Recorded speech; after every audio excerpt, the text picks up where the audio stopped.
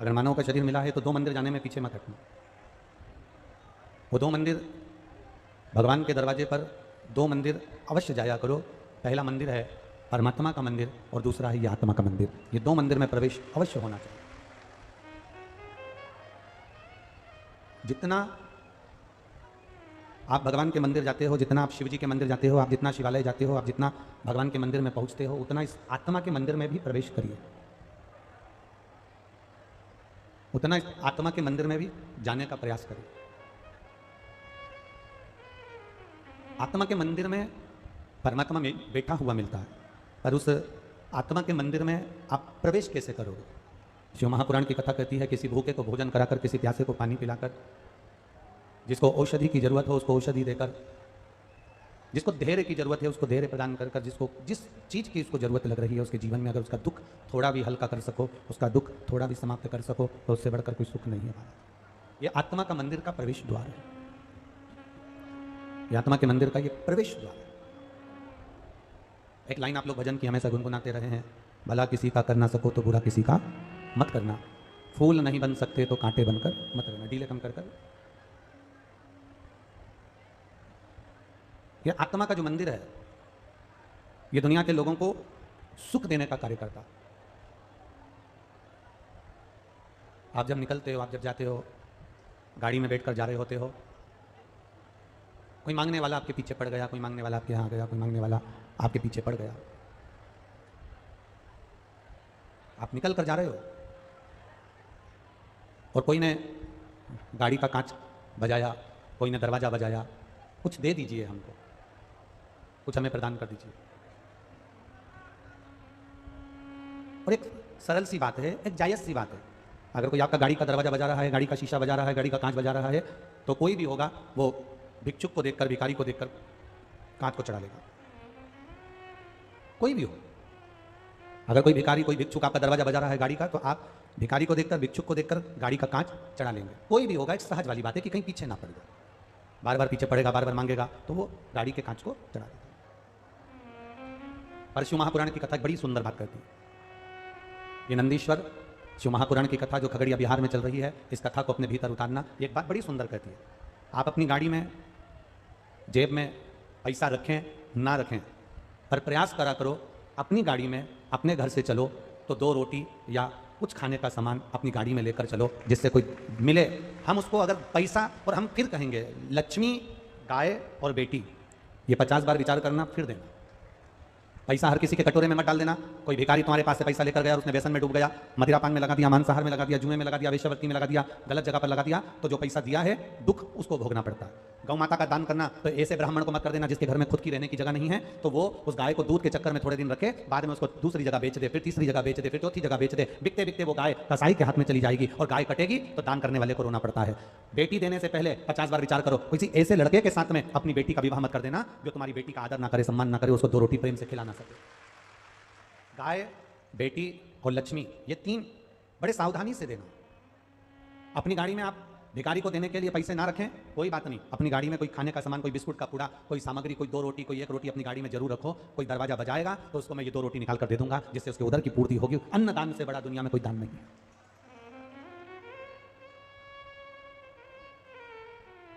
अन्न दान से बड़ा दुनिया में कोई दान नहीं है। दुनिया का कोई ऐसा दान नहीं जो अन्न दान से कम हो। अन्न दान के बराबर दान होता ही नहीं।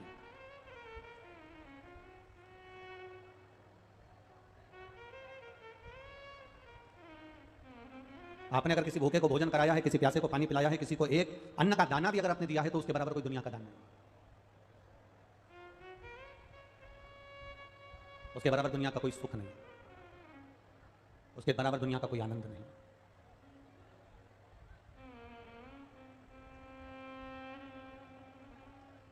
शिव कथा कर रही है। एक भिखारी को देखकर हम गाड़ी का कांच ऊंचा कर लेते हैं कि ये पीछा ना पकड़ ले, मुझे देना ना पड़ जाए। आप धन भले मत दो, पर खाने का अन्न अवश्य दो। शिव पुराण कहती है, जैसे हम भिखारी को देखकर कांच चढ़ा लेते हैं, मान लो तुम भगवान के मंदिर गए और तुमने भगवान से कुछ मांगा और भगवान ने भी अपना कांच चढ़ा लिया, तो तुम्हें कैसा लगेगा, वो विचार करो। हम ये नहीं कहते कि तुम तुम्हारा सर्वस्व लुटा दो या तुम्हारा पूरा धन तुम लुटा दो या दान कर दो, उससे मतलब नहीं। हम तो स्पष्ट आपसे कहना चाहेंगे कि सबसे पहले अपने परिवार में देखो कोई दुखी तो नहीं है, फिर अपने रिश्तेदारों में देखो कोई दुखी तो नहीं है, फिर अपने मोहल्ले में देखो कोई दुखी तो नहीं है, फिर अपनी कॉलोनी में देखो कोई दुखी तो नहीं है, फिर अपने प्रदेश में देखो कोई दुखी तो नहीं है, फिर अपने देश में देखो कोई दुखी तो नहीं है। अर्थात हम अगर पूरे संसार के लोगों का भला नहीं कर सकते तो अपना कोई परिचित हो, जिसको दवाई की जरूरत हो, जिसको भोजन की जरूरत हो, उसको आगे बढ़कर, अगर भगवान ने हमको दिया है तो उसको आगे बढ़कर हमें सहयोग प्रदान करना चाहिए।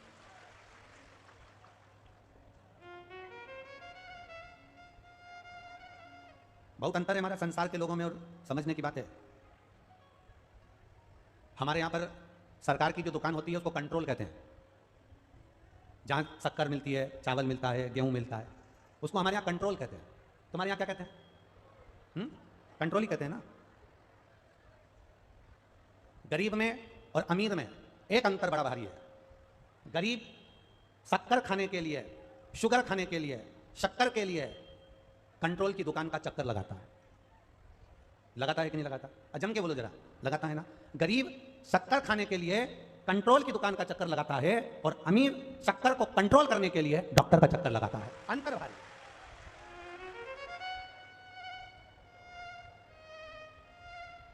गरीब शक्कर खाने के लिए कि मेरे को शक्कर चाहिए, मैं चाय पीऊंगा, मैं दूध पीऊंगा, मैं दही में डालूंगा, मैं मिठाई बनाऊंगा, मैं पकवान बनाऊंगा। गरीब शक्कर खाने के लिए कंट्रोल दुकान का चक्कर लगाता है और अमीर शुगर को, शक्कर को कंट्रोल करने के लिए डॉक्टर का चक्कर लगाता है। इन दोनों में जमीन और आसमान का अंतर है। भगवान से प्रार्थना करना हम कंट्रोल का चक्कर लगाने चल जाएगा और डॉक्टर का चक्कर मत लगवाना, ऐसी कृपा हमारे ऊपर कर रखना। हम कंट्रोल का चक्कर लगाएं चलेगा, पर बार बार दौड़कर हमें डॉक्टर के पास जाना पड़ रहा है। बार बार दौड़कर हमें कितनी कितनी शरीर में बीमारियां बढ़ती चली जा रही है। पहले कैंसर जैसा रोग गांव में, नगर में, शहर में एक दो लोगों को होता था। आज के जमाने में कैंसर जैसा रोग जिसको देखो मोहल्ले में दो चार को हो जाता है। बड़ा दिल दुखता है, बड़ा हृदय दुखता है। ये लीवर, ये किडनी, ये डैमेज होती थी, खराब होती थी, कुछ इक्का दुक्का लोगों की हो जाती थी। पर आज के समय में जिसको देखो हर 4-8 घर छोड़ के किसी ना किसी को दुख है। उसका कारण क्या है? अपने दुख का निवारण कैसे कर सकते हो? अपने दुख को कैसे समाप्त कर सकते हो? हमारा केवल इतना सा निवेदन है, अपने दुख का निवारण करने का सबसे सुंदर तरीका है अपने घर से निकलो तो अपने घर से कुछ अन्न का, बिस्कुट हो, ब्रेड हो, या रोटी हो, या चावल हो, या तुम्हारे घर में जो सामग्री हो, पत्नी से कहना 2 रोटी ज्यादा बनाना। क्यों? मेरी गाड़ी में रख देना, पेपर में लपेट कर। मैं चौराहे से निकलता हूँ, लोग दरवाजा बजाते हैं मेरी गाड़ी का, मैं उनको ये 2 रोटी दे दूंगा। मैं वहां से निकलूंगा तो मैं इनको ये दे दूंगा। मैं कोई बच्चे भूखे मिलेंगे तो मैं उनको दे दूंगा। 2 रोटी मेरी गाड़ी में तू ज्यादा रख देना, 2 रोटी मेरे टिफिन में ज्यादा रख देना। किसी का मुंह झूठा करा दूंगा। उसका एक कारण होता है, हमारे धन, कमाए हुए धन में से अगर हम 1 रुपया भी अन्नदान का निकालते हैं, 1 रुपया का भी, 1 रोटी भी अगर हम अन्न किसी को खिला देते हैं तो हमारा बुढ़ापा हॉस्पिटल में नहीं निकलता, परमात्मा की शरणागति में निकलता। हमारा बुढ़ापा डॉक्टर के चक्कर काटते नहीं निकलता, हमारा बुढ़ापा भगवान की शरणागति में निकलता है। हमने करा क्या? कमाया और अपने ऊपर खर्च कर लिया, भोग कर लिया, भोग करा, भोग करा, भोग करा, खूब अपने ऊपर लगाया, पर अपनी कमाई का हम एक अंश भी निकालकर परमात्मा की शरणागति में नहीं लगा पाए। महाराज कितना किस्मत वाला है ये गोस्वामी परिवार, श्री नवीन कुमार जी गोस्वामी और उनकी धर्मपत्नी श्रीमती खुशबू जी गोस्वामी। आपको हम धन्यवाद देते हैं कि आपने अपनी कमाई का सदुपयोग करा है और अपनी जिंदगी का सदुपयोग करा है।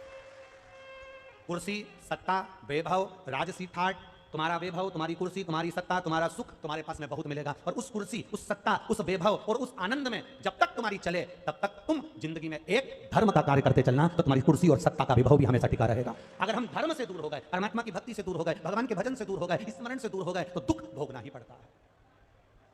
अरे मत बुरे कर्म कर बंदे वरना पछताएगा, भगवान की आंखों से तू बच नहीं पाएगा, तू बच नहीं पाएगा। अरे ओ अज्ञानी मत कर नादानी, अरे ओ अज्ञानी मत कर, तेरे कर्म का फल भी तू ही पाएगा, जैसा किया तूने तेरे आगे आएगा। मत बुरे कर्म कर बंदे वरना पछताएगा, भगवान की आंखों से तू बच नहीं पाएगा, तू बच नहीं। संसार में दुख सबके साथ में, कोई सुखी इस संसार सागर में अगर आकर कोई सुखी हो जाए ये बहुत बड़ी बात है। महाराज शिव पुराण कहती है, कोई तन दुखी, कोई मन दुखी, कोई धन बिन रहत उदास, तुलसी या संसार में सुखी राम का दास। संसार में एक सुखी है जो परमात्मा की शरणागति में बैठा है। आप 3 घंटे कथा में बैठे हो ना, आपके 7 दिन कैसे निकल जाएंगे आपको मालूम नहीं पड़ेगा। कब कथा चालू हुई और कब आज कथा विराम होने वाली है आपको मालूम नहीं पड़ेगा। आते थे इतना धक्का तो तुमने कहीं जगह नहीं खाया होगा जितना धक्का तुमने शिव महापुराण की कथा में खाया होगा। कई जगह पर कथा होती है तो बहुत सारे वीआईपी आते हैं, कई जगह कथा होती है, बहुत सारे वीआईपी आते हैं और बाहर जो पुलिस वाले खड़े होते हैं, गार्ड खड़े होते हैं, कार्यकर्ता खड़े होते हैं, वो वीआईपी को पहचानते नहीं, उनको धक्का मार कर निकाल देते हैं। चल निकल, जाओ उधर, उधर से बैठो, चलो। अब कार्यकर्ता को क्या मालूम कि तुम वीआईपी हो, कार्यकर्ता को क्या मालूम कि तुम कलेक्टर हो कि एसपी हो, कार्यकर्ता को क्या मालूम कि तुम्हारा पद कौन सा है, कार्यकर्ता को क्या मालूम कि तुम विधायक हो कि क्या हो, कार्यकर्ता को कुछ नहीं मालूम कि तुम्हारा पद कौन सा है, प्रतिष्ठा कौन सी है, क्योंकि वो कार्यकर्ता यहाँ का नहीं है, वो तो बेचारा कहीं का था, सेवा में लगा हुआ था। उसने तुमको धक्का मार दिया, उसने तुमको धक्का मार कर निकाल दिया। दुख मत मनाना, टेंशन मत लेना। हमारे भीतर कहीं ना कहीं अपनी पद का अहंकार हमारे अंदर पैदा होते जा रहा था, बढ़ते चले जा रहा था, बढ़ते चले जा रहा था। तो शंकर जी की कथा में पहुंचते से ही किसी एक कार्यकर्ता ने तुम्हारे उस अहंकार को शून्य पर लाकर छोड़ दिया। उसे धन्यवाद देना कि तूने मेरे ऊपर बड़ी कृपा कर दी। उसने हमारे अहंकार को तोड़ दिया और बड़ी कृपा करी। और ध्यान रखना, जो शंकर भगवान की कथा में जो शिव के द्वार पर धक्के खा लेता है, वो दुनिया में फिर कहीं के धक्के नहीं खाता है, ये निश्चित है। कई लोग कहते हैं हम कथा में आए थे, हमारा कोई सम्मान नहीं हुआ, हमारा कोई मान नहीं हुआ, हमारी कोई प्रतिष्ठा नहीं हुई, हमें तो कोई इज्जत ही नहीं दी, हमें तो बैठने के लिए कुर्सी नहीं दी, हमें तो बैठने के लिए आसन नहीं दिया, हमें तो बैठने के लिए ये नहीं दिया, हमें तो बैठने के लिए वो नहीं दिया। शिव महापुराण की कथा कर रही है। दूसरी कथाओं में जाओ तो कुर्सी ढूंढना, दूसरी कथाओं में जाओ तो वीआईपी पन ढूंढना, और शिव महापुराण की कथा में जब भी आना तो वीआईपी बनकर मत आना, क्योंकि शंकर जी की बारात में एक भी वीआईपी नहीं गया। शिव जी की शादी में एक भी वीआईपी नहीं था। भगवान शंकर की शादी में मेरे नारायण भगवान की शादी हुई, 33 कोटि देवताओं को बुलाया। ब्रह्मा जी की शादी हुई, 33 कोटि देवताओं को बुलाया। इंद्र की शादी हुई, 33 कोटि देवताओं को बुलाया। सारे देवताओं की शादी में 33 कोटि देवता आए। शंकर भगवान की शादी में 33 कोटि देवताओं को निमंत्रण नहीं भेजा, अपने आप आए। भगवान जब अपने आप देवता आ गए तो भी भगवान शंकर ने देखा आ गए तो आ गए, आ जान दो, कोई दिक्कत वाली बात नहीं है। पर शिव जी को बेचैनी अंदर से हो रही थी, शंकर भगवान को अच्छा नहीं लग रहा था। क्यों? क्योंकि शंकर भगवान कहते हैं मैं खुद वीआईपी नहीं हूं, तो मैं वीआईपी को कैसे झेलूं, मैं तो मेरे वालों को बुलाना चाहता हूं। तो शंकर भगवान मुंह उतार कर बैठे थे। भगवान नारायण ने पूछ लिया, आपका चेहरा उतरा है, आपकी शादी हो रही है, चेहरा क्यों उतरा है? जिसकी शादी होती है वो तो बड़ा खुश होता है, आपका चेहरा उतरा है। शंकर भगवान बोले, मेरा जितने भक्त हैं, मेरे जितने गण हैं, मेरे भूत चुड़ैल डाकनी पिशाचनी, ये सब नहीं दिख रहा है, इसलिए मेरा दिल दुख रहा है। भगवान विष्णु ने कह दिया तुम बुला लो, हमें मना नहीं। शंकर भगवान ने डमरू खड़काया, डाकनी पिशाचनी चुड़ैल भूत सब आ गए। सब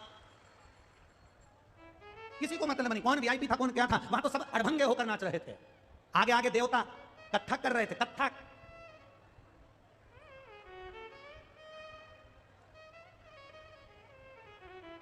देवताओं का नृत्य कथक, नैनों को मटकाते हुए, हाथों को मटकाते हुए, पांवों को मटकाते हुए देवता कथक कर रहे थे। अप्सराएं कथक कर रही थी, और सारे जितने गंधर्व अप्सराएं देवता सब गंधर्व सब कथक कर रहे हैं, नृत्य कर रहे हैं। इतने में एक शंकर भगवान के गण ने कथक करने वाले को देख लिया, और कथक करने वाले को देखा तो शंकर भगवान के गण ने अपने गणों से कहा कि अपने को तो नाचना भी नहीं आता, ये तो कितनी जोरदार नाच रही, ऐसी ऐसी कर रही। तो इतने में गण शंकर भगवान के पास गया और शिवजी से पूछा, हमें नाचना नहीं आता, हम क्या करें? शंकर भगवान बोले, वो जैसे हाथ फेंक रही है ऐसे तुम अपने शरीर के जितने अंग सब फेंकना चालू करो, नाच हो जाएगा। बस देवता कथक नाच रहे थे, कोई भांगड़ा नाच रहा था, कोई गरबा कर रहा था। भूत चुड़ैल जो नाच रहे थे वो ब्रह्मा जी के भी संपट में नहीं पड़ा, उनकी भी बुद्धि में नहीं आया, आखिर इस डांस का मैं नाम क्या दूं, इस डांस का मैं नाम क्या दूं? भगवान विष्णु ने ब्रह्मा जी से पूछा, ये देवता नाच रहा है, कोई कथक कर रहा, कोई गरबा कर रहा, कोई भांगड़ा कर रहा, कोई कथक कर रहा है, ये भूत चुड़ैल जो नाच रहे हैं, इनके नाचने का कोई नाम है क्या? इतने में ब्रह्मा जी ने कहा, जो समझ में नहीं आया उसी का नाम मैंने कलयुग में डिस्को कह दिया है। ये जितने रुद्रगण नाच रहे हैं, जितने डाकनी पिशाचनी भूत चुड़ैल नाच रहे हैं, ये सब डिस्को कर रहे हैं। और तुम देखना आज के समय में लोग डिस्को ऐसा करते हैं जैसे पूरा शरीर में देवी देवता आ गए, पूरे शरीर।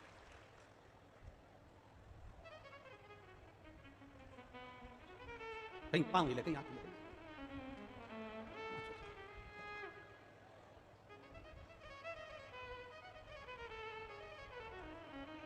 कहीं कहीं तो लोग जमीन पे भी सो के नाचते हैं। एक गाना चलवा लेते हैं, मैं तेरी दुश्मन, दुश्मन तू मेरा, मैं नागन तू सपेरा। तो वो जमीन पे सो के नाचते। अब ईमानदारी से बोलो, ये जो नाचने का तरीका है डिस्को में, ऐसा लगता है जैसे लकवा लग गया, ऐसा लगता है जैसे लकवा। तो वही ये जो डिस्को का तरीका आया, तो ये किसी दूसरे ने नहीं दिया, ये मेरे महादेव के गणों ने दिया कि हमें नहीं आता इसलिए हमने ये नाच दिया। शिव को पसंद आ गया ना, बस बहुत, शंकर को प्रिय लग गया, बस महाराज। ऐसा दुनिया में कौन है जिसको दुख नहीं है? ऐसा दुनिया में कौन है जिसको तकलीफ नहीं? सबको है। बस जो मानव का शरीर मिला है उस मानव के शरीर में प्रसन्न रहने का, ऐसा नहीं दुख किसी को नहीं होता। घर में पत्नी इसलिए दुखी है कि गैस की टंकी नहीं। पत्नी काय के लिए दुखी है? बोलो, जम के बोलो, कि गैस की टंकी नहीं। पत्नी दुखी है कि गैस की टंकी नहीं है, और पति भी दुखी है कि मेरी गैस फंस गई है। अब पत्नी दुखी है कि गैस की टंकी नहीं है, और पति कह रहा है गैस बहुत बन रही है। अब दुख दोनों को है, एक को गैस की टंकी चाहिए और एक गैस गड़बड़ कर रही है। तकलीफ दोनों। कौन सुखी है? किसके जीवन में सुख है?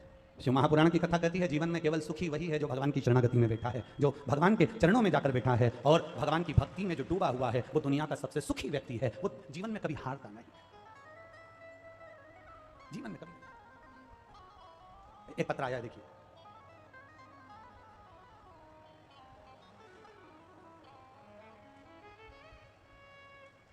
मेरा नाम मृदुला कुमारी, पति श्री सावन भदौरिया, पता बापू नगर बलुआही, जिला खगड़िया की रहने वाली हूँ। बलुआही, ठीक है, बलुआही है ना? हाँ ठीक है। मृदुला कुमारी, पति श्री सावन भदौरिया, पता बापू नगर बलुआही, जिला खगड़िया की रहने वाली हूँ। कहीं बैठी हो तो हाथ हिला सकती है। अगर कहीं बैठे हो तो दोनों हाथ ऐसा हिला देंगे। जहाँ कहीं भी बैठे हो हाथ हिला सकते हैं। जिला खगड़िया की रहने वाली हूँ। मेरी शादी वर्ष 2010 में हुई थी। 12 वर्ष बीत चुके थे गुरुदेव, संतान का सुख नहीं था। डॉक्टरों को दिखाया, 7-8 वर्ष तक लगातार केवल खगड़िया के ही डॉक्टरों को नहीं, पटना के डॉक्टरों को और बाहर भी जाकर दिखाया, पर संतान का सुख नहीं हुआ। डॉक्टरों का एक ही कहना था कि तुम्हारे संतान का सुख नहीं रहेगा। गुरुजी, मैं मानसिक रूप से डिप्रेशन में आ गई और लोगों से मिलना जुलना मैंने छोड़ दिया, क्योंकि जिससे मिलते थे वो एक ही कहता था बच्चा कब होगा, संतान कब होगी, बच्चे कब होंगे। तो डिप्रेशन में चली गई थी मैं, सबसे मिलना जुलना बंद कर दिया। कोरोना काल के अंतर्गत 2021 में मुझे मेरे एक परिचित ने बोला कि आस्था चैनल पर शिव महापुराण की कथा आती है, प्रदीप मिश्रा जी बाजते हैं, आप उसको सुनते क्यों नहीं? मैंने कार्यक्रम को देखना प्रारंभ करा और बाबा के अनुसार 2021 में दिसंबर के महीने में शुक्ल पक्ष की अष्टमी तिथि के दिन आपने एक उपाय बताया था कि ब्राह्मण के जोड़े को उसके बच्चे के साथ बेलपत्री के पेड़ के नीचे बिठाकर खीर भोजन करा दो, खीर खिला दो, और उस खीर को पति पत्नी दोनों बेलपत्री के पेड़ के नीचे ही उसको खा लें और दीप प्रज्वलित कर पूजन कर आ जाएं। बाबा, मैंने 2021 में दिसंबर के महीने में शुक्ल पक्ष में अष्टमी तिथि दिन सोमवार को मैंने ये वाला उपाय किया और बाबा की कृपा का मैं क्या वर्णन करूं गुरुदेव। बस उपाय करा, कुछ दिन निकले और बाबा की कृपा से मेरा गर्भ ठहर गया और बाबा की कृपा से 12 वर्ष के बाद मेरे यहाँ संतान की प्राप्ति हुई। यह शिव तत्व है। कहीं बैठे हो तो हाथ हिला सकते हैं। आप ही हैं, ले आओ बच्चे को, ले आओ। 12 वर्ष के बाद संतान की प्राप्ति हुई। ये शिव है। ओ घड़ी, ये दयालु है। खाली ना जाता कोई दर से तुम्हारे, खाली ना जाता कोई दर से तुम्हारे, मैं भी खड़ा हूँ नन्ही बाहें पसारे, अपने हृदय से लगा लो, गिरा जा रहा हूँ उठा।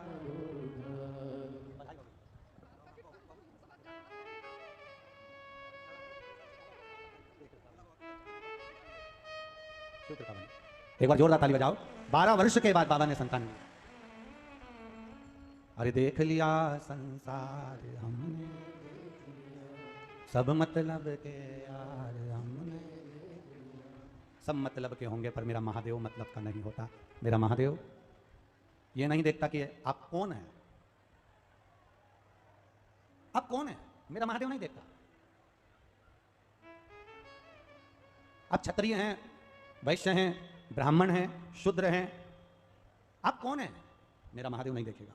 मेरा महादेव तो इतना जानता है कि जो मेरे को दिल से भज लेता है, जो मुझे दिल से पुकार लेता है, जो मुझे दिल से अपना मान लेता है, मेरा बाबा कहता है मैं उसको खाली नहीं छोड़ता, उसकी झोली भरकर ही छोड़ता, दिल से। लोग कहते हैं सियोर वाले महाराज उपाय बताते हैं, टोटका बता देते हैं। तुम्हारी मर्जी पड़े, तुम जो बोलो कि सियोर वाला महाराज टोटका बताए कि उपाय बताए, पर शिव पुराण कहती है, शंकर की कथा में जो हमने पढ़ा है, शिव महापुराण में, स्कंद पुराण में, लिंग पुराण में, नर्मदा पुराण में, पद्म पुराण में, गर्ग संहिता में और गीता प्रेस गोरखपुर की एक एक कल्याण में, जो शंकर के बारे में जैसा जैसा अनुष्ठान हमने पढ़ा, वैसा वैसा आपको इस शिव महापुराण के माध्यम से आप तक पहुंचा दिया। अब करना नहीं करना आपके ऊपर है। इस बेटी ने करा, तारीख का इंतजार करा और शुक्ल पक्ष की अष्टमी तिथि वो आपने कहा था एक ब्राह्मण परिवार को उसके बच्चे के साथ बेलपत्री के पेड़ के नीचे भोजन कराना, खीर खिलाना, उसकी बची हुई खीर पति पत्नी दोनों बेलपत्री के पेड़ के नीचे खाकर दीप जलाकर पूजन कर वापिस आ जाना। बाबा ने उसने उपाय भी लिख दिया कि मैंने कौन सा उपाय करा था।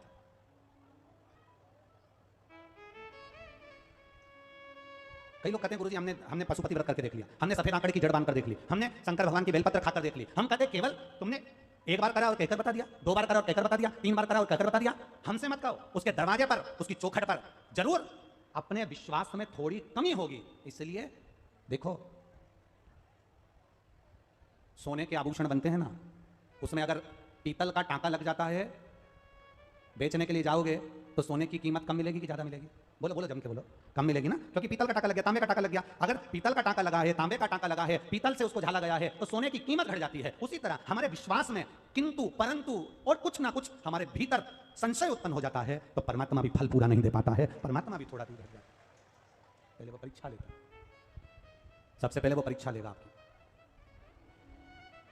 1-2 महीने तो आपके, 3 महीने तो ऐसे निकल जाएंगे परीक्षा लेते लेते।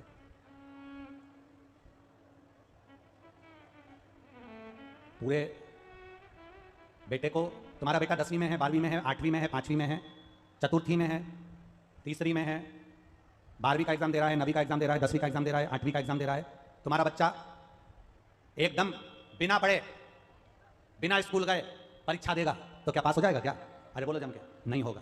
बच्चे को साल भर पढ़ना पड़ेगा, बच्चे को साल भर स्कूल जाना पड़ेगा, बच्चे को स्कूल में बैठकर अपनी हाजिरी भरवाना पड़ेगी, बच्चे को अपनी क्लास में रोज पहुंचना पड़ेगा, बच्चे को अपना स्कूल रोज अटेंड करना पड़ेगा। जो बच्चा नियम से स्कूल जाता है, जो बच्चा नियम से टीचर ने जो बताया बच्चा वैसा वैसा अगर तैयारी कर लेता है, टीचर ने जो बोला बच्चे ने वैसी पढ़ाई कर ली, टीचर ने जो बोला बच्चे ने वैसा होमवर्क कर लिया, टीचर ने जो बोला बच्चे ने अगर वैसा वैसा काम कर लिया, तो उस बच्चे को जिंदगी में कोई फेल नहीं कर सकता, वो बच्चा पास होकर ही मानता है। साल भर पढ़ना पड़ता है, तब एग्जाम दी जाती है, तब रिजल्ट आता है। उसी तरह हमें भी शंकर के मंदिर में साल भर जाना पड़ता है, भगवान शंकर को एक लोटा जल चढ़ाना पड़ता है। उनके टीचर ने जो बताया वैसा उस बच्चे ने करा तो पास हो जाता है, और इस टीचर ने तुमको जो बताया उसके नियम से करने तो पास हो जाओगे। ये निश्चितता है। ये पढ़ाई पर, आपकी बुद्धि पर यह भाव आना चाहिए कि आप कर क्या रहे हो, आप कैसा आनंद लेना चाहते हो, आप कैसा भजन करना चाहते हो, आप कितना कीर्तन करना चाहते हो, आप ये ऊपर है, ये आपके ऊपर। शिव कथा कर रही है, भगवान शंकर का संवाद कर रहा है, शिव महापुराण की कथा। तेरे दरवाजे पर मैं आती रहूं, तेरा भजन में गाती रहूं, इससे बढ़कर दुनिया का कोई सुख नहीं है। बहुत विडंबनाओं में संसार चल रहा है, बहुत विडंबनाओं में संसार चल रहा है। शिव महापुराण की कथा कहती है, बहुत लोगों को बुरा लग सकता है हमारी वाणी से, पर हम बिहार की इस पावन धरा से कहना चाहेंगे कि अपनी बुद्धि, अपने चित्त को संवारने का प्रयास करें। तन को उघाड़कर विश्व को दिखाने से कोई विश्व सुंदरी नहीं बन जाता है, ध्यान रखना। तन को उघाड़कर विश्व को दिखाने से कोई विश्व सुंदरी नहीं बन जाता है। विश्व सुंदरी का खिताब तो उसको दिया जाता है जो वस्त्र भी पूरे पहने और अपने सुंदरता को और अपने कुल को बचाने के लिए स्वयं अग्नि में भी कूद जाए, जैसे रानी पद्मावती थी, कूद गई अपने कुल को बचाने के लिए, अपने आप को बचाने के लिए। विश्व सुंदरी का खिताब दुनिया को कम कपड़े पहनकर दिखाने से प्राप्त नहीं होता। विश्व सुंदरी का खिताब तन पर पूरा वस्त्र हो, तन ढका हो और अपने कुल की, अपने परिवार की, अपने पति की, अपने परिवार की इज्जत बनाकर जो चले, वो विश्व सुंदरी कहलाती है। तन दिखाने से विश्व सुंदरी का खिताब नहीं होता। अपने शरीर को जो ढक कर चले, अपने शरीर को जो साध कर चले। आज कहाँ ये लोग कह रहे हैं कि साहब बच्चियों के साथ ऐसा हो गया, लोग कह रहे हैं बेटियों के साथ ऐसा हो गया, लोग कह रहे हैं कि बेटियों के साथ ऐसा हो गया। हम निवेदन करना चाहेंगे,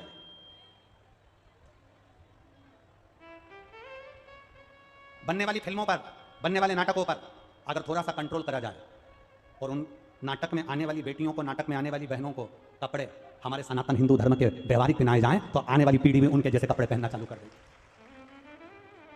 वस्त्र की सुंदरता से, आपकी सुंदरता, अब क्या धारण कर रहे हो, क्या पहन रहे हो, क्या पहनकर निकल रहे हो, उसमें आपकी भी एक जवाबदारी बनती है, आपकी भी एक जवाबदारी।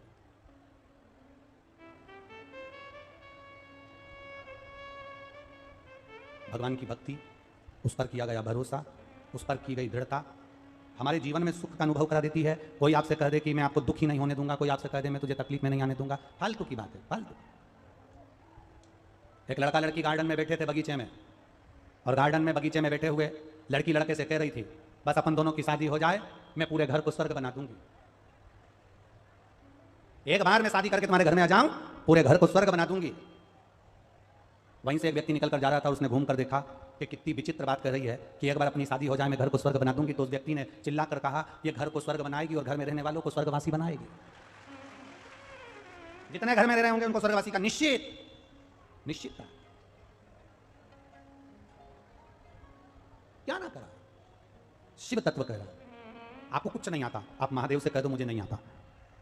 आपको कुछ नहीं आता, आप महादेव से कह दो हमें नहीं आता। कई लोग हमसे ही कह देते हैं, गुरुजी आप कह देते हो कि साहब हमने ये नहीं पढ़ा, हमने वो नहीं पढ़ा, हम संस्कृत नहीं जाने, हम ये नहीं जाने, हम वो नहीं जाने। तो ये बात बताने की क्या, इसको छुपा के रख लिया करो। लोग पूछे कि समय तुम्हें आता है, कह दिया करो आ गया। तो कोई पूछे तुम्हें आता है तो आ गया। क्यों झूठ बोले? सत्यम शिवम सुंदरम। अपनी जिंदगी को जितनी साफ होकर जियोगे, अपनी जिंदगी को जितनी निर्मलता के साथ जियोगे। एक लड़की अपने पति से कह दे मेरे को सब बनाना आता है, सब बनाना आता है, सब बनाना आता है, सब बनाना आता है, और मालूम पड़े बनाना आता है कह देती है, और मालूम पड़े शादी करके ससुराल में आ जाए और इतने में सास ने कह दिया बेटा आइसक्रीम बनाना आता है? हाँ मम्मी आता, बना दे जरा आइसक्रीम। और वो आइसक्रीम बनाने बैठी और अपने अटैची में से पुस्तक निकाल के लाई, और पुस्तक में लिखा था 2 किलो दूध को धीमी आंच में गैस पे रखकर हिलाओ। उसने धीमी आंच में गैस पे रखकर हिलाया, फिर इसमें शक्कर डालकर हिलाओ, उसने शक्कर डालकर हिलाया, फिर उसमें बेकिंग पाउडर डालकर हिलाओ, उसने बेकिंग पाउडर डालकर हिलाया, फिर इसमें इलायची पाउडर डालकर हिलाओ, इसने इलायची पाउडर डालकर हिलाया, फिर उसमें लिखा था 1 घंटा फ्रिज में रख दो। बस उसने वही की वही करा, पूरा वैसा की वैसा ही करा, 1 घंटा फ्रिज में रखो। 1 घंटे के बाद सास फ्रिज खोलने गई, जो फ्रिज खोला तो बहू को आवाज लगाया बेटा इतना। हाँ मां, सिर्फ पल्लू रख के बहू आ गई। हाँ मम्मी क्या हो गया? बेटा ये मंदिर के घंटे को फ्रिज के अंदर किसने रखा? मंदिर के घंटे को फ्रिज में किसने रखा? बहू कहती है मम्मी मैंने रखा। तुमने क्यों रखा? क्योंकि किताब में लिखा था 1 घंटा फ्रिज में रखो। किताब में रखना क्या था फ्रिज के अंदर? अरे बोलो जम के, वो जो घोल बनाया था आइसक्रीम का उसको 1 घंटा फ्रिज में रखना था, पर बहू ने मंदिर का घंटा खोल के फ्रिज में रख दिया। 1 घंटा फ्रिज में।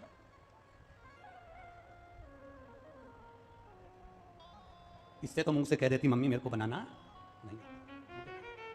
सत्य बोलो, दुनिया बोलेगी मरने के बाद राम नाम, अच्छे से तो बोलो राम नाम सत्य है, बोल लेना चाहिए। मालूम अपने मरने के बाद दूसरे बोलेंगे, अपन कब बोलेंगे? इसलिए बोलते चलो, राम का नाम तो लेते चलो। नंदीश्वर शिव महापुराण की कथा कहती है नंदी भगवान शंकर का प्रिय बन। एक दिन स्वयं नंदी एक दिन भगवान शिव जी से कहता बाबा मेरे मन की एक बात स्वीकार करेंगे क्या? नंदी स्वयं भगवान शिव जी से कह रहा है कि आप मेरी एक मन की बात स्वीकार करेंगे? भगवान ने पूछा ऐसा कौन सी बात है जो नंदी आज मेरे सामने लेकर आया? आखिर ऐसी कौन सी बात है जो नंदी के हृदय में है और वो मुझे बोलना चाहता है, मुझे कहना चाहता है? क्या बात है नंदी? क्या कहना चाहते हो तुम? नंदी बहुत सुंदर था, बहुत सुंदर। शिलाद मुनि का जो पुत्र था वो इतना सुंदर, क्योंकि मेरे ओघड़दानी मेरे शंकर भगवान इतने सुंदर हैं कि दुनिया के लोग हर जितनी भी आरती होती है, जितनी भी स्तुति होती है, आरती के बाद चाहे तुम राम जी की आरती गाओ, चाहे कृष्ण जी की आरती गाओ, देवी जी की आरती गाओ, चाहे देवता की आरती गाओ, चाहे किसी की भी आरती गाओ, आखिरी में आरती में शंकर भगवान का नाम तो तुमको लेना ही पड़ता है। कर्पूर गौरम करणाव कारम, ये बोलना ही पड़ता है। क्यों? क्योंकि शिव सर्वाधिक सुंदर है, शंकर भगवान अति सुंदर है, इसलिए उनके नाम क्या गया था? सत्यम शिवम सुंदर। बहुत सुंदर है मेरे शंकर भगवान, बहुत सुंदर। अब जब मेरे ओघड़दानी मेरे भोलेनाथ जी इतने सुंदर हैं तो उनका ही एक प्रतिबिंब नंदी के रूप में है, तो नंदी सुंदर नहीं होगा क्या? नंदी भी सुंदर था, पर नंदी ने भगवान से कहा, प्रभु मेरी एक बात स्वीकार कर लीजिए। बहुत अच्छे से सुनना, कथा फिर निवेदन करेंगे। आज विराम का दिवस है, बहुत दूर दूर से आप लोग आए हो, पैसा खर्च कर कर आए हो, खाली मत जाने देना, समय की कीमत को समझना और अपने भीतर इस कथा को उतारना। और यहाँ से जब जाओ तो बाबा से प्रार्थना कर कर जाना, बाबा मेरी झोली खुशियों से भरना, मैं भी किसी पंडाल में फिर बैठकर कथा सुनूं, ऐसी कृपा करना। ये कथा तो यहाँ पर आज विराम हो जाएगी। 5 तारीख से पुष्कर जी में, पुष्कर मेला ग्राउंड में 1 बजे से 4 बजे चालू हो जाएगी राजस्थान में। सावन के पहले हफ्ते की कथा रहेगी। अब की बार सावन 2 हैं क्योंकि अधिक मास आया है। किस्मत वाले हैं आप और हम सभी जो पूरे अधिक मास में और पूरे श्रावण के महीने में शिव महापुराण की कथा सुनेंगे और अपने जीवन को धन्य बनाएंगे। पूरे सावन और पूरे अधिक मास, पूरा सावन पूरा अधिक मास। और एक भाव मन में आया है, आप सब लोगों का सहयोग मिलेगा तो मन की कामना बाबा पूरी करेगा।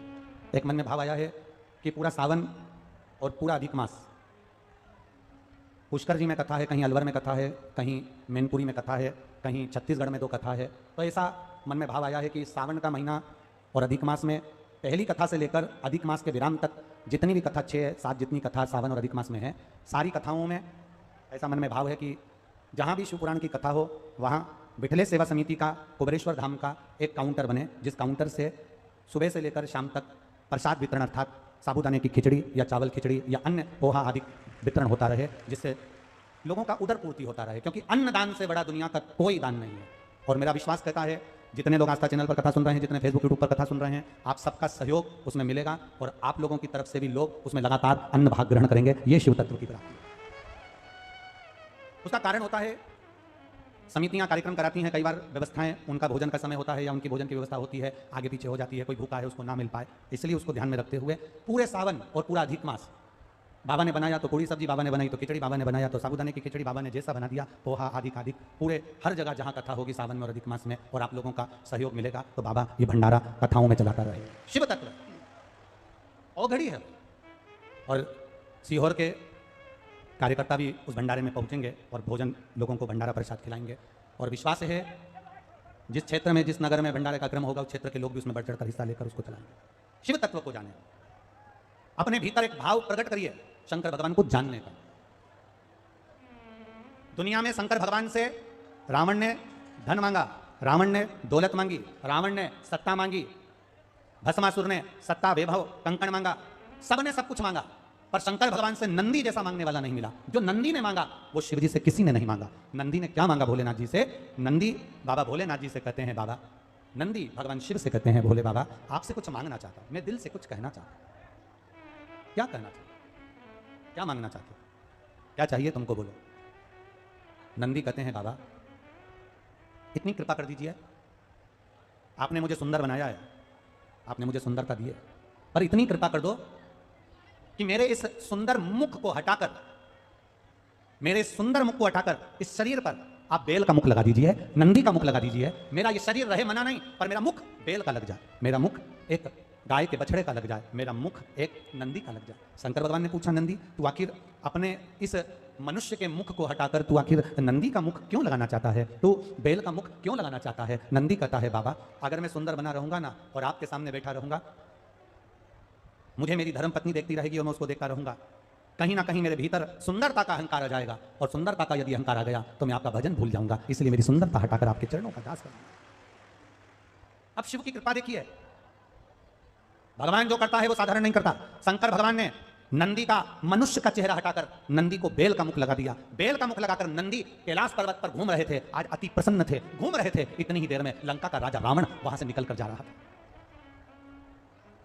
नंदी की प्रसन्नता थी, और नंदी की प्रसन्नता के कारण नंदी घूम रहे थे, भ्रमण कर रहे थे, और नंदी जब घूमते घूमते जा रहे थे तो लंका का राजा रावण वहां से निकल कर जा रहा था। लंका का राजा रावण निकल रहा था। अब लंका के राजा रावण ने चलते चलते चलते चलते जब देखा,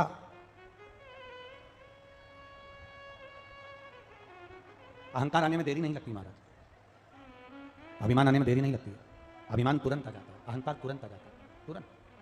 अहंकार आने में देरी नहीं लगती, 1 मिनट में सुंदर हो अहंकार आ जाएगा, ज्यादा पढ़े लिखे हो अहंकार आ जाएगा, तुम मुझे जानते नहीं हो, तुम क्या पढ़े हो, तुम क्या जानते हो, मैं पढ़ी लिखी हूं। एक बहू कह देती है अपनी सास से, तुम्हारी मम्मी तो अनपढ़ है, तुम्हारी मां तो अनपढ़ है, उनको क्या आता है, मैं पढ़ी लिखी हूं। एक बात का अनुभव रखना, पढ़े लिखे कितने भी हो पर पुराना, भले वो 5वीं फेल होगी तुम्हारी सास, और उसका अनुभव तुम्हारे पढ़े लिखे के जीवन से भी ज्यादा अनुभव उसके जीवन में होता है। कभी कभी अनुभव काम आता है, कभी कभी अनुभव हमारे काम आ जाता है। कभी कभी एक आड़ा टेढ़ा पाइप, बिल्कुल आड़ा टेढ़ा पाइप, उस आड़े टेढ़े पाइप में एक तार अंदर डालना, एक वायर अंदर डालना, और वो वायर पाइप में नहीं जा रहा। 4 इंजीनियर टोपी लगाकर खड़े थे, 5 इंजीनियर खड़े थे, पर वो तार अंदर नहीं जा पा रहा था। 3 दिन निकल गए। एक किसान, खेती करने वाला, फसल लगाने वाला किसान जा रहा था। उसने कहा, बाबूजी मैं आपको देख रहा हूँ, आप 3 दिन से परेशान हो रहे हो, ये तार नहीं जा रहा, क्या मैं इस तार को अंदर डाल दूँ? इतने में इंजीनियरों ने कहा, हम इंजीनियर हैं, पढ़ाई करिए, तुम्हारे जैसे गंवार नहीं है जो तुम तार को अंदर डालोगे। जब हमें 3 दिन लग गए, जा नहीं रहा, तो तुम कैसे डाल दोगे? बाबूजी मैं डाल सकता हूँ। इतने में इंजीनियर का डाल के बता, ले डाल। इतने में किसान गया और किसान जाकर एक चूहे को पकड़ कर लाया। चूहे को पकड़ कर लाकर उसने पूंछ से तार को बांध दिया, पाइप के अंदर छोड़ दिया, चूहा बाहर, तार निकल कर बाहर हो गया, तार बाहर। कभी कभी पढ़ाई के साथ अनुभव भी हमारा काम कर जाता है। जरूरी नहीं कि तुम्हारी सास पढ़ी लिखी नहीं है, तुम्हारी सास विद्वान नहीं है, तुम्हारी सास ने MBA BA नहीं करा, MTech नहीं करा, CA नहीं करा, डॉक्टरी की पढ़ाई नहीं करी, इंजीनियरिंग की पढ़ाई नहीं करी, तुम्हारी सास ने हो सकता है कॉलेज की पढ़ाई नहीं करी, पर सास भले पढ़ी लिखी ना हो पर उसका अनुभव बहुत पुराना होता है, दुनिया के धक्के खाकर वो आगे बढ़ी होती है, तो तुम्हारे लिए ज्ञान के मार्ग को प्रशस्त कर देती है। उसको समझो। अहंकार कभी भी आ सकता है, उस अहम को हमें दबाना है, उस अहंकार को प्रकट मत होने दो। आप सुंदर हो, अहंकार आ सकता है, आप विद्वान हो, अहंकार आ सकता है, आप ज्ञानवान हो, अहंकार आ सकता है, आपने सारे वेद, सारे पुराण, सारे शास्त्र सब पढ़ रखे हैं, आप में विद्वत्ता का अहंकार आ सकता है कि मैंने जो पढ़ रखा है, क्या जानता है कोई, मैंने पढ़ रखा है, एक एक श्लोक याद है, एक एक अक्षर याद है, एक एक शब्द याद है, पूरा रटा रटाया है मेरे को, ये तुम्हें अहंकार आ सकता है। तुम्हारे पास में वैभव है, दौलत है, गाड़ी है, धन है, पत्नी है, बच्चे हैं, कुटुंब है, अहंकार आ सकता है। शिव महापुराण की कथा कहती है, रावण के पास में सारा वैभव था, सारी सत्ता थी, 9 ग्रह बंदी बने हुए थे, सब कुछ रावण के पास में था, पर रावण अपनी जिह्वा पर और अपने अहंकार पर कंट्रोल नहीं कर पाया, और रावण का अहंकार प्रकट हो गया। कैलाश पर घूमते घूमते रावण ने नंदी को देखा और नंदी को देखकर रावण हंसकर कह दिया, बताओ मनुष्य का शरीर है और बेल का मुंह लगा है, नंदी का मुंह लगा है। रावण 10 मुख से हंसना प्रारंभ कर दिया। रावण जब 10 मुख से हंसना प्रारंभ करा, रावण ने जब हंसना चालू करा, नंदी को बुरा नहीं लगा, क्योंकि नंदी ने भगवान से खुद मांगा था कि मेरा चेहरा बदल दो, खुद मांगा।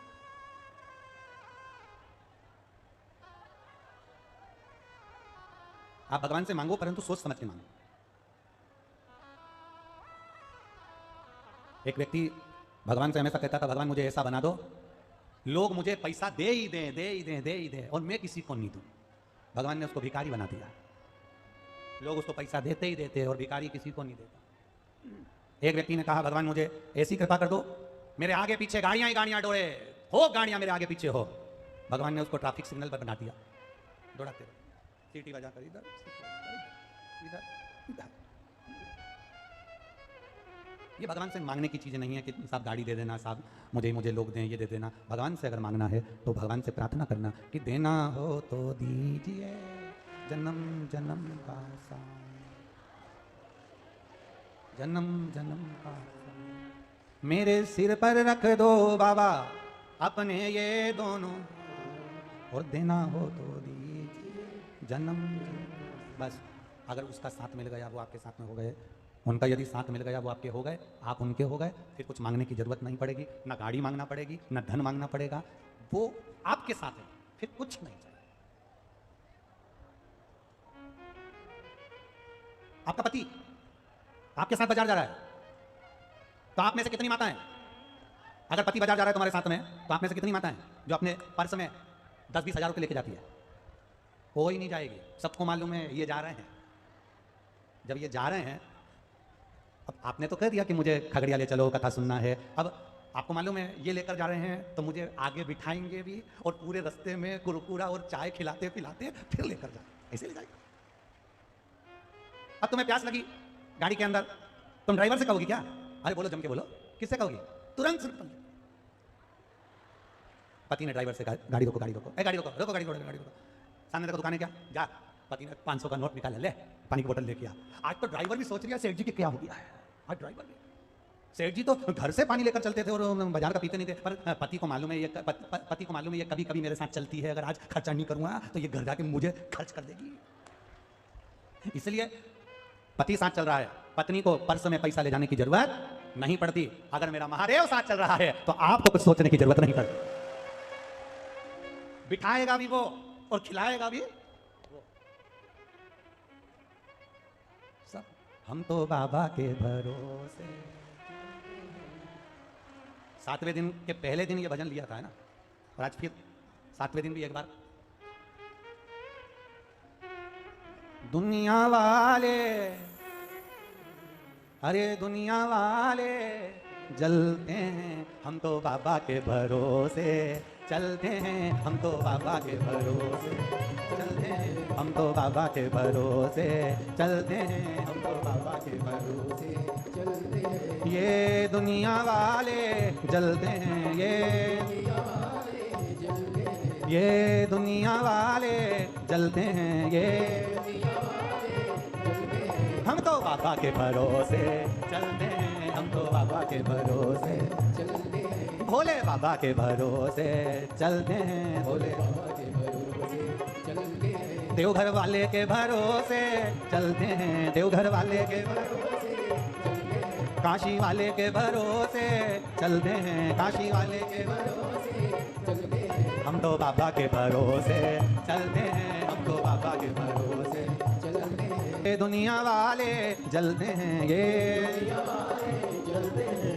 दुनिया वाले जलते हैं, ये दुनिया वाले जलते हैं, हम तो बाबा के भरोसे चलते हैं, हम तो बाबा के भरोसे चलते हैं, हम तो बाबा के भरोसे चलते हैं, हम तो बाबा के भरोसे चलते हैं, भोले बाबा के भरोसे चलते हैं, भोले बाबा के भरोसे चलते हैं, कुबेर बाबा के भरोसे चलते हैं, कुबेर बाबा के भरोसे चलते हैं। हार हार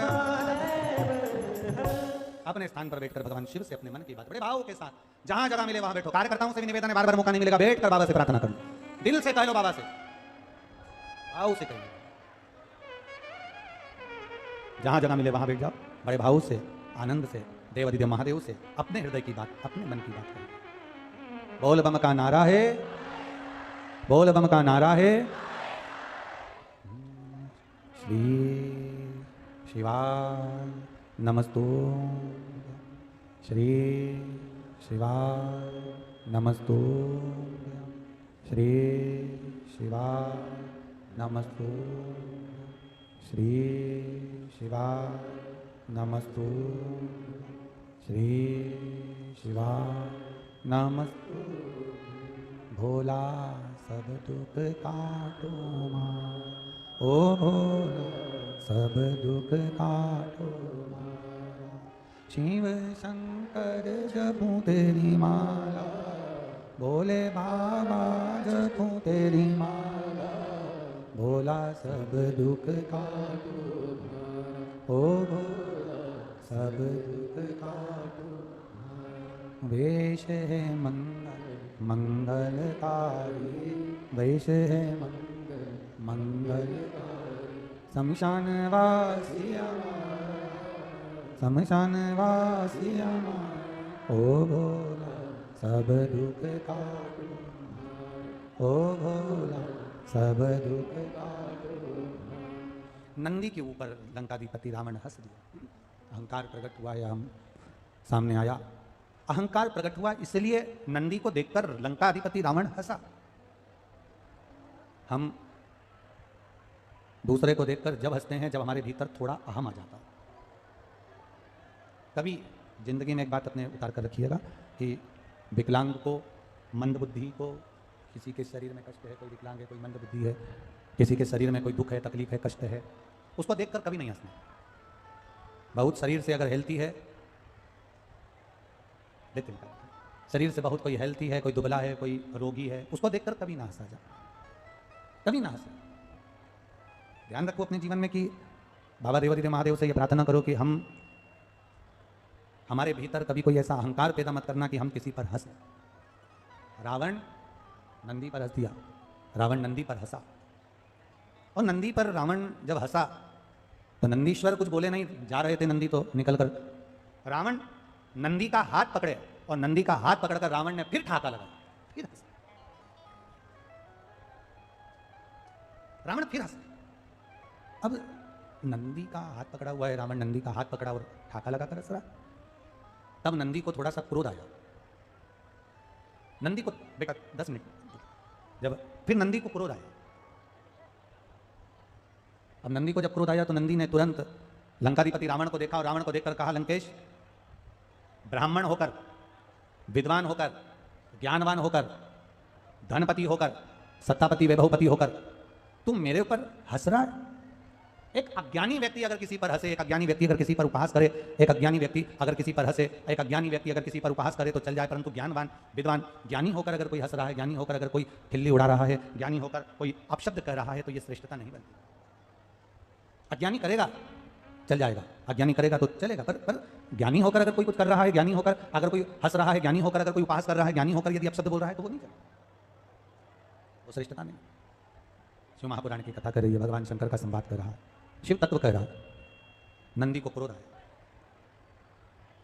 और नंदी को जब क्रोध आया तो क्रोध आते से नंदी ने हाथ पकड़ा रावण का, और लंकाधिपति लंकेश से रावण से कहा, लंकाधिपति से कहा, सुन लंकेश, सुन रावण, सुन लंकाधिपति लंकेश, मैं नंदी भगवान शंकर के चरणों का दास, मैं नंदी भगवान शिव के चरणों का दास आज तुझे श्राप देता हूं।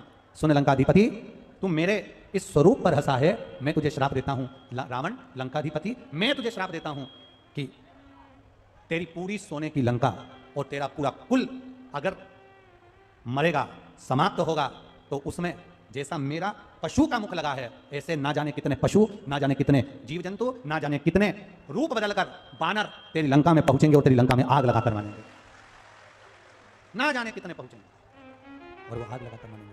शिव पुराण कहती है, भगवान शंकर का संवाद कर रहा है, शिव तत्व कर रहा है, शंकर भगवान का संवाद कर रहा है, शिव महापुराण की कथा कर रही है। हम किसी पर हंसे ना। जिस रोगी व्यक्ति को देखकर हम हंसते हैं, हो सकता है वो रोग का कारण हमारे में भी आ जाए। हम किसी दुर्बल को देखकर, हम किसी असहाय को देखकर हंसते हैं, उपहास करते हैं, अपशब्द करते हैं, हो सकता है वो भाव हमारे लिए भी आ जाए। इसलिए किसी पर हंसा ना जाए, किसी पर ना। भला किसी का करना सब हो तो बुरा किसी का ना करना, फूल नहीं बन सकते तो कांटे बनकर मत रहना। आप अच्छा करने का प्रयास करिए, अपने जीवन को श्रेष्ठ बनाने का प्रयास करिए।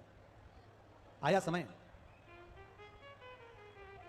आज शिवरात्रि का दिन था और शिवरात्रि का दिन जिस दिन भगवान शंकर के शिवलिंग के प्रागट्य का दिन है, भगवान शंकर के प्रागट्य का अवसर है, भगवान शिव के प्रागट्य का अवसर है, शिवरात्रि का दिन था। नंदीश्वर ने भगवान शंकर के चरणों का स्मरण किया और शिव जी का स्मरण कर कर, भगवान शंकर के पावन चरणों का स्मरण कर कर नंदी ने शिवरात्रि के दिन भगवान शंकर की सुंदर बेलपत्र के पत्ते पर लाल चंदन का स्पर्श कर कर भगवान नंदीश्वर भगवान शिव को एक बेलपत्र समर्पित करते हैं। थोड़ा ध्यान देना आप लोग भी, अगर कोई विषम परिस्थिति हमारे सामने आ जाती है, कोई प्रशासनिक विवाद हमारे सामने आ जाता है, कोई विषम परिस्थिति में जब हम फंस जाते हैं, विषम परिस्थिति में जब हम फंस जाते हैं, विषम परिस्थिति में जब हम आ जाते हैं और विषम परिस्थिति जब हमारे सामने खड़ी हो जाती है, उस समय पर बेलपत्री के मध्य भाग में, बेलपत्री का जो भाग होता है, इस बेलपत्री के मध्य भाग में लाल चंदन का एक थोड़ा सा भाग लाल चंदन का लगाकर, देखो रोली कंकु अलग होता है और लाल चंदन अलग होता है। नहीं तो कई लोग कहें कि रोली कंकु एक ही है, मतलब रोली कंकु और लाल चंदन एक है, तो दोनों में अंतर है। लाल चंदन अलग होगा, रोली कंकु अलग होगा। जैसा पीला चंदन होता है वैसे ही लाल चंदन होता है। जैसे पीले चंदन को अपन घिसते हैं ऐसा ही लाल चंदन भी घिसा जाता है। आजकल पीला चंदन भी डब्बियों में घिसा हुआ आ जाता है, तो लाल चंदन भी डब्बियों में घिसा हुआ आ जाता है। कहें अगर विषम परिस्थिति में अगर हम हैं और ऐसा लग रहा है कि ये परिस्थिति हमारे को परेशान कर रही है या प्रशासन कहीं ना कहीं हमको कुछ ना कुछ ऐसा क्रम बन रहा है कि हमें तकलीफ आ रही है, तो उस जगह पर केवल 3 शिवरात्रि, कितनी शिवरात्रि? केवल 3 शिवरात्रि। हर महीने शिवरात्रि आती है, किसी भी शिवरात्रि पर, प्रत्येक महीने शिवरात्रि आती है, किसी भी 3 शिवरात्रि पर लाल चंदन बीच वाली पत्ती पर लगाकर अशोक सुंदरी का स्थान छुआकर नंदीश्वर का नाम लेकर भगवान शंकर को अपने दिल की बात कहकर समर्पित कर दी जाती है। और उसी बेलपत्र को कुछ क्षण तक रखने के बाद मंत्र का स्मरण कर श्री शिवाय नमस्तुभ्यं बोलो, पंचाक्षर मंत्र नमः शिवाय बोलो, षडाक्षर मंत्र ओम नमः शिवाय बोलो, चाहे महामृत्युंजय मंत्र बोलो, जो तुमको याद हो उस मंत्र का स्मरण कर उस बेलपत्र को वापिस उठाकर अपने घर पर लाया जाता है। 3 शिवरात्रि अगर दिल से कर ली जाए तो कैसा भी विवाद चल रहा हो, प्रशासनिक कैसे भी झमेले चल रहे हो, वो सुलझ जाते हैं। उसमें हमें राह मिल जाती है। गला पकड़ रहा है बाबा, उसमें हमें सहजता मिल जाती है, उसमें हमारी सुरक्षा हो जाती है। एक बेलपत्र नंदीश्वर का नाम स्मरण कर चढ़ाई जाए। हमने आपको पहले कहा था कि दवाइयां खाओ, अगर डॉक्टर को दिखा कर आ रहे हो, दवाइयां खा रहे हो, दवाई नहीं लग रही है, शरीर ठीक नहीं हो रहा, तो कौन से महादेव का नाम लेकर दवाई खाना चाहिए? जम के बोलो जरा, कुंदकेश्वर। कौन से महादेव? कुंदकेश्वर।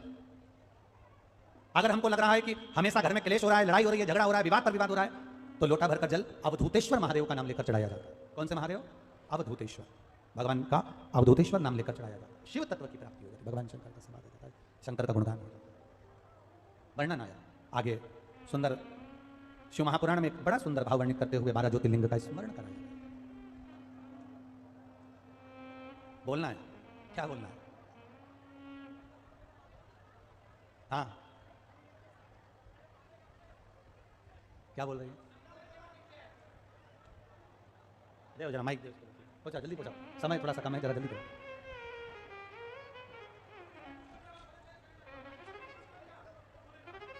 ऐसा बोल रही है क्या? दे जरा माइक, दे जरा जल्दी बोलो बेटी। श्री शिवाय नमस्तुभ्यं। कहाँ से आई हो? मेरा घर ही है खगड़िया। जी बेटा बोलिए। बाबा हम जब से सूर्य का बिहान निकला 2 दिन सपना में देखे, सबसे जो करवा रही उनसे भी हम बोले थे हमको बाबा से मिलना है, बाबा नहीं मिलेंगे, भैया से भी बोले पत्र लिखना पड़ेगा, हमने मुझसे बोले बाबा नहीं सुनेंगे, खुद से बाबा मत बना और आपसे बात बोले जी जी, हमसे बात लेना बाबा से जी, जरूर जरूर जरूर। शिव तत्व हर हर महादेव। बैठिए बैठिए। 12 ज्योतिर्लिंग का स्मरण भगवान शिव करा रहे हैं। 12 ज्योतिर्लिंग के स्मरण की कथा तुम रुका जी चंचुला देवी से कर। जब चंचुला देवी से 12 ज्योतिर्लिंग का चरित्र वर्णन किया, उसमें प्रथम सोमनाथ जी का वर्णन करा। चंद्र को काया रोग हुआ, बाबा ने वो काया रोग से चंद्र को मुक्त किया, काया रोग से मुक्त किया।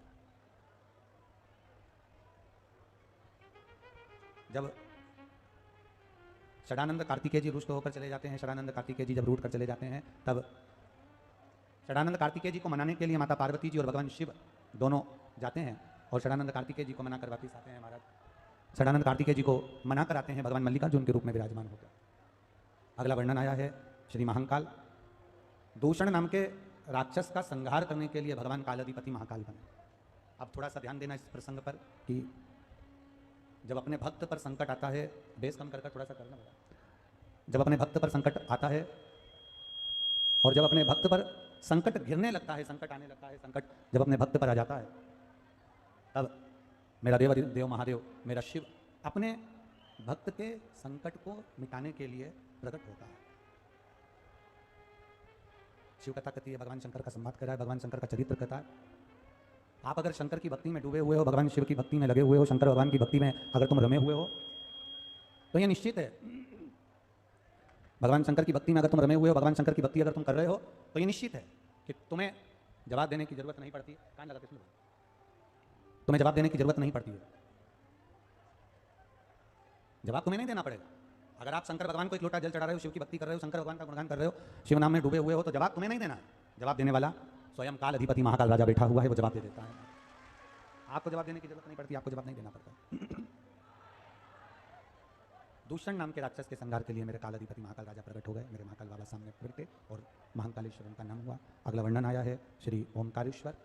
बिंद नामक पर्वत के तप करने पर भगवान ओमकारेश्वर के रूप में प्रकट हुए, ओमकार के रूप में नर्मदा जी के घाट पर तो प्रकट होते हैं। अगला वर्णन आया श्री केदारनाथ। नर नारायण ने तप किया और नर नारायण तप कर भगवान शिव को प्राप्त करें। नर नारायण ने तप कर भगवान शंकर को प्राप्त किया, भगवान केदारेश्वर के रूप में विराजमान है। अगला वर्णन है श्री भीमाशंकर। कुंभकर्ण की धर्मपत्नी करकटी के गर्भ से एक बेटे ने जन्म लिया था जिसका नाम था भीम, जो उपद्रव मचाता था, बहुत उपद्रव करता था, बहुत उपद्रव में लगा रहता था। सारे मंदिर देवालय तीर्थ सब तोड़ दिए थे उसने, सब कुछ समाप्त कर दिया था उसने, सब कुछ नष्ट कर दिया था उसने, उपद्रव कर करके सब कुछ नष्ट कर दिया। शिवजी ने आकर भीम का संहार करा और शिवजी का नाम भीमाशंकर हुआ। अगला वर्णन है काशी विश्वनाथ। मनु शत्रुपा ने तप कर भगवान को काशी में विराजमान किया। अगला वर्णन है श्री त्र्यंबकेश्वर। गौतम बाबा पर जब गौ हत्या का दोष लगा, भगवान ब्रह्मा विष्णु और महेश का स्मरण करा, और स्मरण करा तो ब्रह्मा विष्णु महेश तीनों छोटे छोटे लिंग के रूप में वहां विराजमान हुए और गौतम बाबा पे से गौ हत्या के दोष को मिटाया। अगला वर्णन है श्री वैद्यनाथ। रावण भगवान शिव को लेकर जा रहे थे और संध्या करने के लिए जब रुके तब भूमि पर शिवलिंग को रख दिया गया और वो शिवलिंग हिला नहीं, तो बाबा वैद्यनाथ के रूप में विराजमान हो गए, वैद्यनाथ जी के रूप में विराजमान। कितना पवित्र भाव है। बिहार के सुल्तानगंज से गंगा जी का जल भरकर झारखंड के वैद्यनाथ बाबा पर जाकर चढ़ता है। ये कितनी बड़ी कृपा है, कितनी करुणा, कितनी कृपा, कितनी दया, कितनी उदारता है, जरा विचार करिएगा जरा। बिहार के भक्त साधारण नहीं है, सहज नहीं है बिहार का भक्त। शंकर भगवान को बिहार के निवासी कितने प्रिय होंगे, जरा विचार करिएगा कि गंगा का जल भी बुलवाते हैं तो बिहार का बुलवाकर और अपना स्नान करवाते हैं झारखंड में बैठकर। बोल बम का नारा है। कितनी कितनी कृपा वो देवघर वाला करता होगा, कितनी कृपा वो बाबा करता होगा, जरा विचार कर।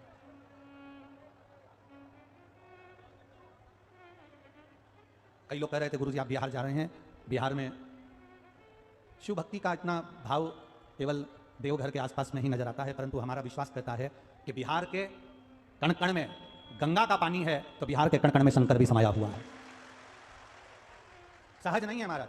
बाबा वैद्यनाथ जी के रूप में विराजमान हुए। अगला वर्णन आया श्री नागेश्वर जी का। दारुक नाम के राक्षस का संहार भगवान ने करा, नागेश्वर के रूप में विराजमान हुए। फिर अगला वर्णन आया है श्री रामेश्वर जी का।